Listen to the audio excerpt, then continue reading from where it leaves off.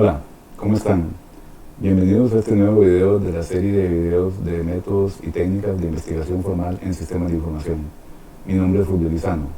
En este video presentamos un método o técnica de investigación, los principales conceptos del método o la técnica, con el fin de que les sean de utilidad en el proceso de investigación que ustedes requieran iniciar.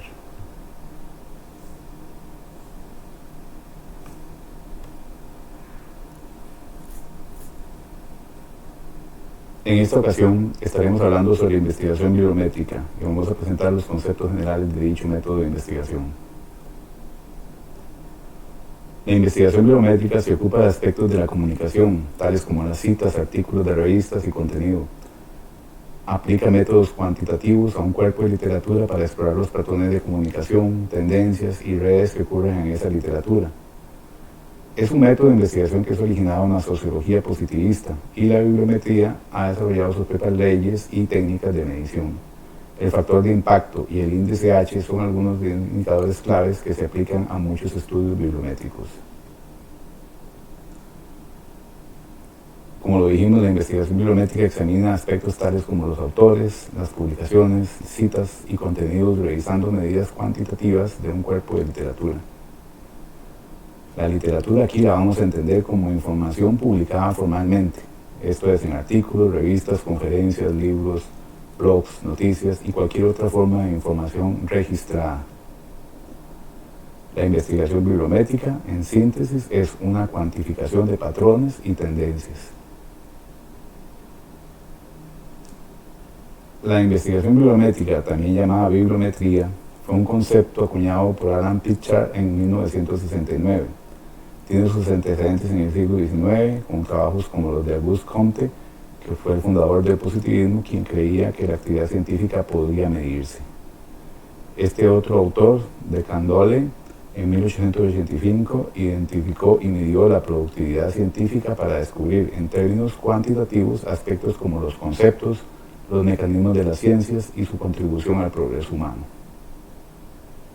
Pritchard indica que el propósito de este método de investigación es, puntualmente, arrojar luz sobre el proceso de comunicaciones escritas y sobre la naturaleza y el curso de una disciplina, en la medida en que esto se muestre por medio de una comunicación escrita.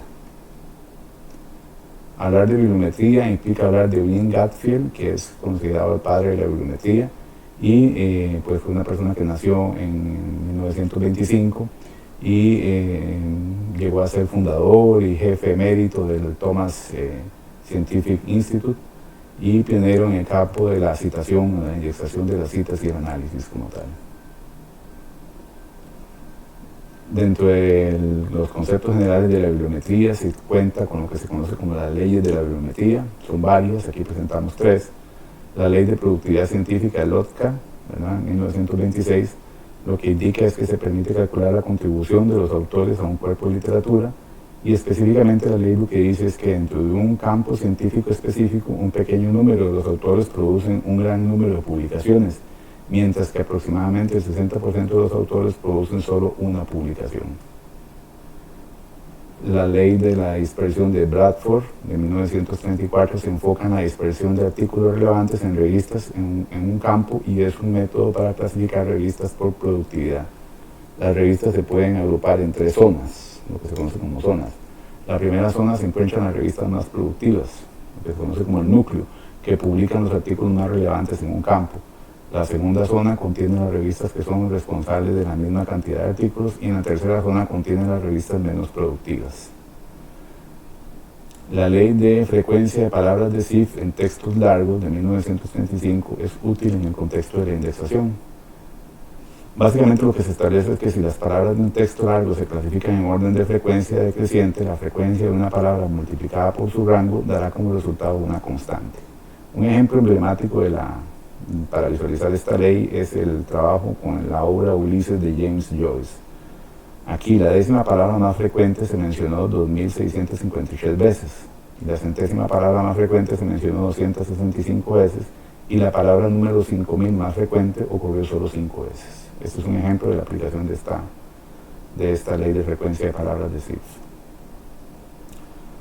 Dentro de los indicadores bibliométricos, básicamente son métricas que describen sobre la influencia o productividad de la literatura, y algunas de las más representativas son estas que se tienen acá: el factor de impacto, el método H-index y otros más que están establecidos ahí. En el factor de impacto es un método de clasificación de revistas, y lo que contiene básicamente es el número promedio de citas recibidas por un artículo en una revista.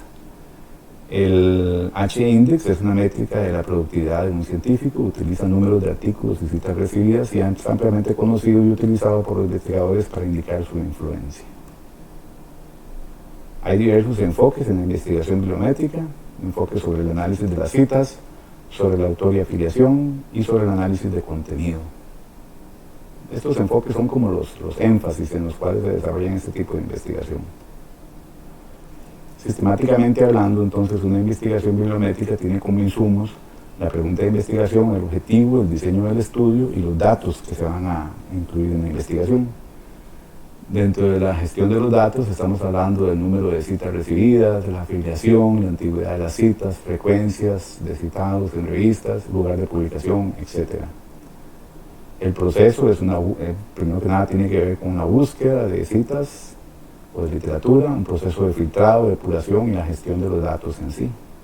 El análisis es básicamente relacionado con estadística descriptiva. Estamos hablando de cosas puntuales como tablas de frecuencia, gráficos, análisis de relaciones. Y la salida, o el proceso resultante de toda esta sistematización de una investigación bibliométrica, pues son los resultados de la investigación en sí, los datos y la publicación. Aquí tenemos un ejemplo de un diseño de estudio de análisis de contenido, una investigación bibliométrica, que se tomó de este trabajo de Anna Bloom, que se presenta aquí. Desde ya los invito a que revisen este trabajo para que visualicen el ejemplo más completo. A nivel del diseño del estudio, la pregunta de investigación que planteó este autor fue sobre qué investigación se había conducido en métodos de ingeniería de usabilidad para desarrolladores novatos. El objetivo era hacer una revisión de literatura comprensiva sobre qué investigaciones se habían conducido en el entrenamiento de novatos en métodos de ingeniería de usabilidad. Las fuentes de los datos eran revistas de conferencias y revistas científicas, tesis de maestrías y doctorados, y no se consideraron los libros porque no se consideraban relevantes o eran de un nivel de revisión incierto. La idoneidad de análisis era el enfoque de la investigación, las bases empíricas, el tipo de entrenamiento de los participantes y los costos de entrenamiento. El procedimiento no consideraba un enfoque pedagógico como parte de lo que se iba a incluir, ¿verdad? Y básicamente tampoco consideraba literatura que cumpliera con ciertos requisitos como se establece ahí. Se hizo un escaneo preliminar, ¿verdad?, en Google Scholar. Se utilizó un criterio de búsqueda bien específico: entrenamiento, desarrolladores, usabilidad. Se seleccionaron potenciales artículos interesantes para ser leídos de forma completa. Y hubo un análisis preliminar y un filtrado para después desarrollar un proceso iterativo por medio del análisis preliminar que se hizo de esos datos para buscar más información relacionada con esos que se seleccionaron. La unidad de análisis, o el análisis de los datos, era una evaluación de los datos y la depuración y un análisis cuantitativo. Y el principal reto de este tipo de métodos de estudio tiene que ver con el desarrollo de las categorías y asegurar una adecuada codificación que sea sistemática y que no tenga ningún tipo de sesgo. Entonces, el material de referencia utilizado en este video, lo mismo que algunos ejemplos de algunas investigaciones bibliométricas realizadas. Muchas gracias por haber llegado hasta acá. Espero que el video les haya aclarado las principales consideraciones del método, técnica de investigación presentada. Hasta la vista. Muchas gracias.